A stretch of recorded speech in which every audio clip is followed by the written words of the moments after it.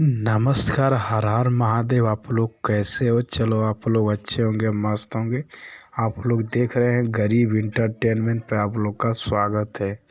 मैं बता दूं कि कल 15 मार्च को नीलकमल सिंह का बहुत बड़ा गाना आ रहा है। हमको लग रहा है कि इस लगन में यही बम ब्लास्ट होगा। बहुत बड़ा गाना आ रहा है नीलकमल सिंह का।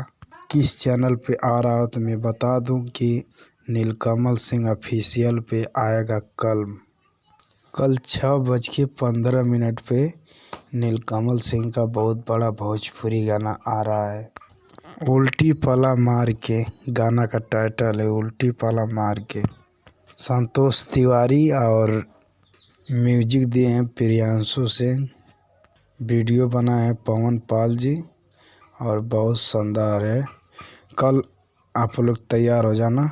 और आप लोग के वीडियो अच्छा लगा तो चैनल को आप लोग सब्सक्राइब करिए और लाइक करिए, कमेंट करिए और शेयर करना मत भूलें। आप लोग मिलते हैं नेक्स्ट वीडियो में। तब तक के लिए जय हिंद, जय भोजपुरी समाज।